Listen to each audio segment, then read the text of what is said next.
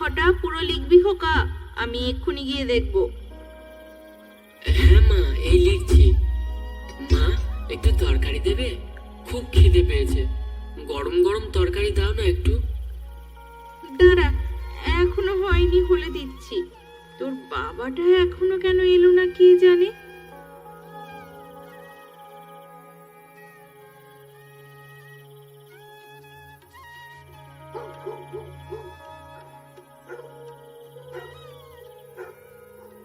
খোকা, এই খোকা, শোন তো, এই দেখে যা, তোর জন্য কি নিয়ে এসেছি। আসতে যা, পড়ে যাবি তো।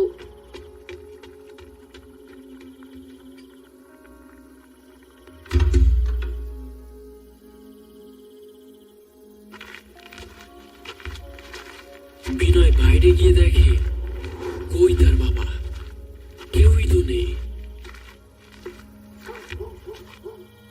কিন্তু হঠাৎ সে দেখতে পায় দূরে কুয়াশার মধ্যে কেউ হেঁটে চলে যাচ্ছে। বিনয় দৌড়ে যায়। বাবা, ও বাবা, ওইদিকে কোথায় যাচ্ছ? দাঁড়াও। কি হলো? এত চিৎকার করছিস কেন? কি গো, কি হয়েছে? তুমি রান্না করো, আমি ছেলেকে নিয়ে পাশের গ্রামের মেলা দিয়ে ঘুরিয়ে নিয়ে আসছি। চিন্তা করো না, এখনই চলে আসবো।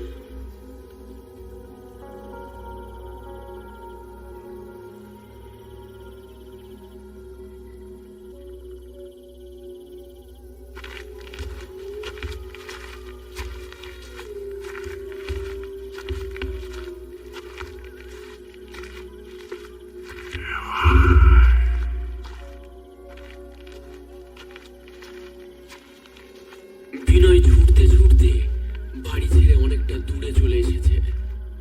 কিন্তু কোথায় তার বাবা?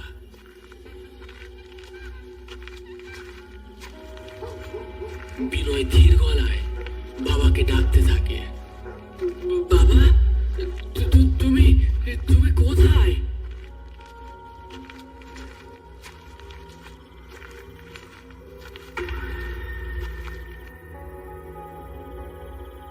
এই তো খোকা, আমি এখানে। বিনয় পিছনে ফিরে দেখে কেউ নেই।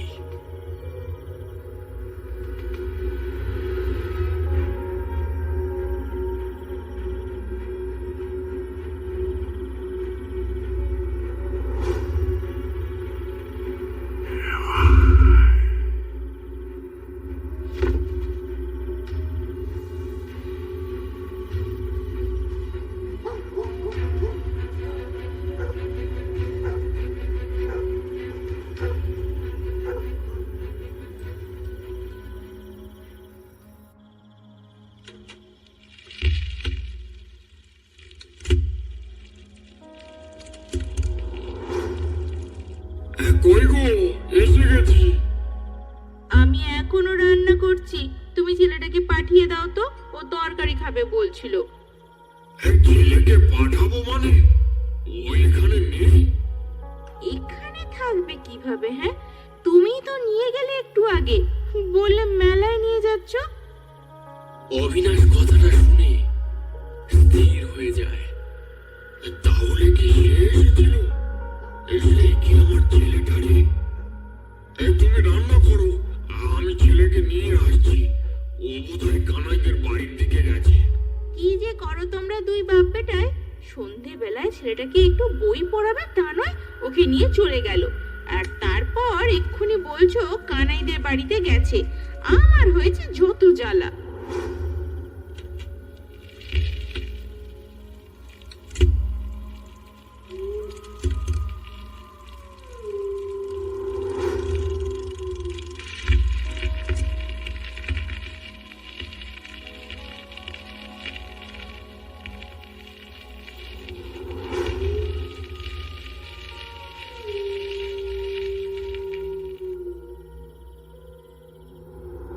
ঠাকুর মশাই,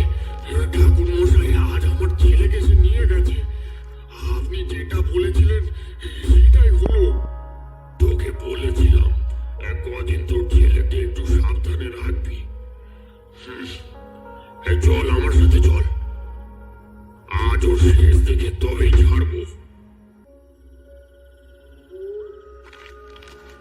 রাত প্রায় 11টা। শ্মশান সংলগ্ন সরু নারকেল গাছগুলোর পথ দিয়ে হাঁটছেন শৈলেন তান্ত্রিক। কাঁধে একটা ঝোলা, হাতে মস্ত বড় এক লাঠি, আর পরনে রক্তাম্বর পোশাক। পেছনে ভয়ে কাঁপতে কাঁপতে আসছে বিনয়ের বাবা অবিনাশ। ঠাকুর মশাই, আর কত দূর?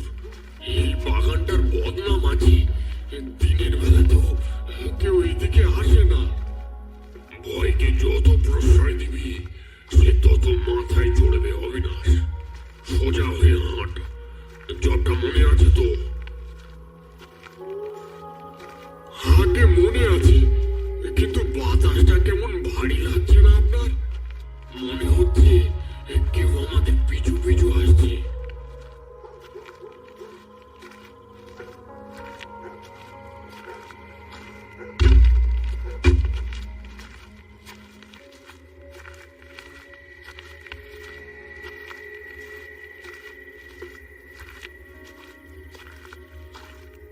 দাঁড়া, এক পাও নড়বি না।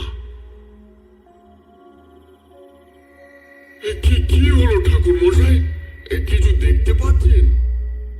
দেখতে পাচ্ছি না, ঘ্রাণ পাচ্ছি। কটু গন্ধটা পাচ্ছিস? মরা পড়া গন্ধ নয় এটা, এটা পেঁয়াজ, মাংস আর পুরনো ভিজে মাটির মিশেল। ওর সামনেই আছে। না, আলো জ্বালবি না, ও আলো সইতে পারে না। রেগে গেলে বিপদ বাড়বে। কে আছে সামনে? মানুষ না অন্য কিছু?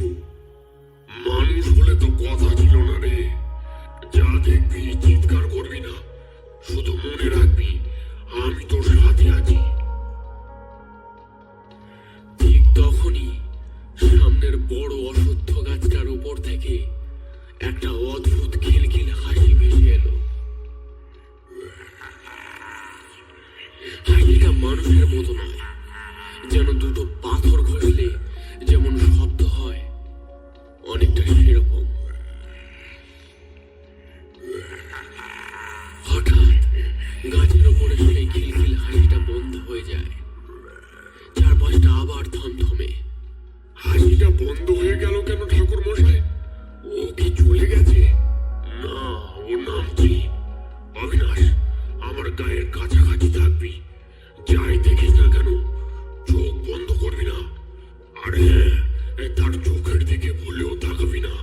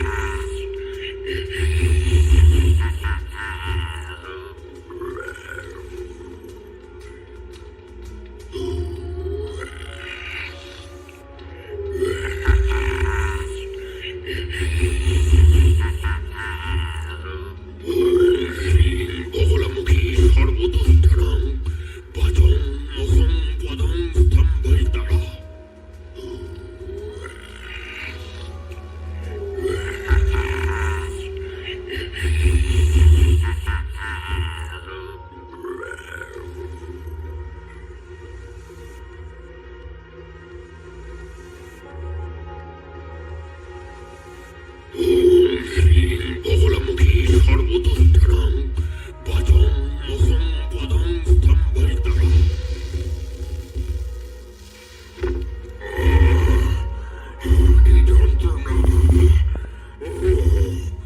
কি করলি এটা? এই আগুন কিসের? এটা তোর পাপের আগুনের প্রতিফলন। বল, কার নির্দেশে তুই এই গ্রামে ঢুকেছিস? একা তোর সাধ্য নেই আমার সুরক্ষা কবচ ভেদ করার। কে পাঠিয়েছে তোকে? ঠাকুর মশাই, ওর মুখটা দেখুন। ওর মুখে কোনো চোখ নেই, শুধু একটা বড় হাঁ।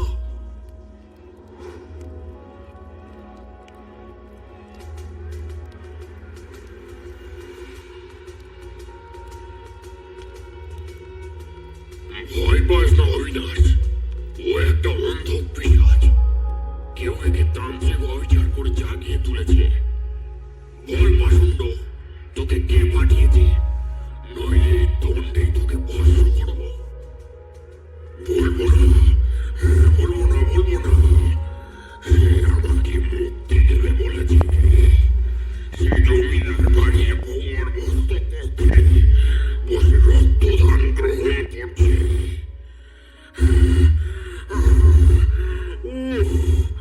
আমাকে ছেড়ে দে শরীর, আমাকে ছেড়ে দে।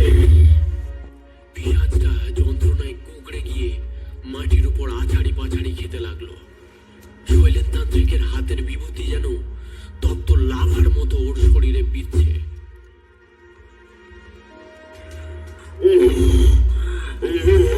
কি যন্ত্রণা! থাম, থাম শরীর। আমি বলছি, সব বলছি।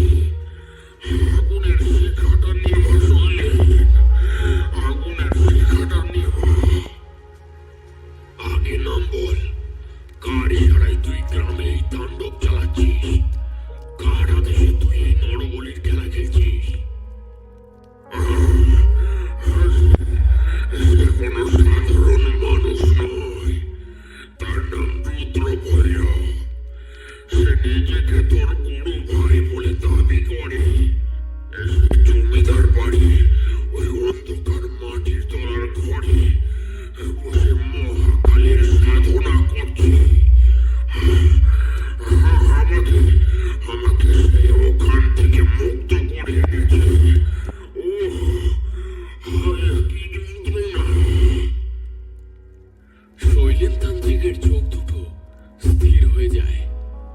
রুদ্র ভৈরব নামটা শুনেই তার কপালে চিন্তার ভাঁজ পড়ল। রুদ্র ভৈরব? ঠাকুর মশাই, আপনি কি ওকে চেনেন? আপনার গুরু ভাই, ও মানে তো সেও নিশ্চয়ই আপনার মতো শক্তিশালী। শক্তি থাকলেই সে মানুষ হয় না রে অবিনাশ। রুদ্র অনেক বছর আগে এই বামাচারে ডুবে গিয়েছিল। ক্ষমতার লোভে সে নিজের আত্মাকে শয়তানের কাছে বিক্রি করে দিয়েছে। কিন্তু ও যে এখানে আস্তানা গেড়েছে সেটা বুঝতে পারিনি। পিশাচটা এবার করুণ স্বরে মিনতি করতে লাগলো। নাম তো বলে দিলাম, এবার এবার ছেড়ে দে আমার শরীর।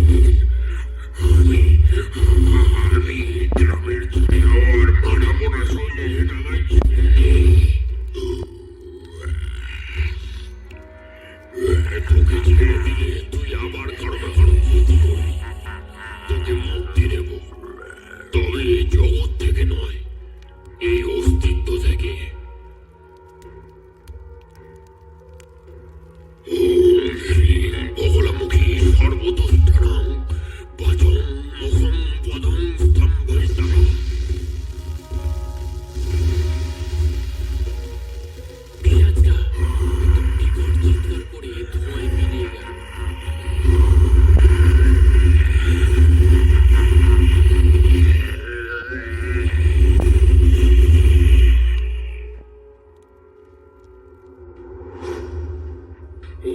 ওটা ওটা কি মরে গেল ঠাকুর মশাই? ওর মুক্তি হলো, কিন্তু আসল লড়াই তো এবার শুরু। রুদ্র ভৈরব যখন পিশাচ পাঠিয়েছে, তার মানে সে জানে আমি আসছি। অবিনাশ, তুই চাইলে এখন গ্রামে ফিরে যেতে পারিস। জমিদার বাড়ি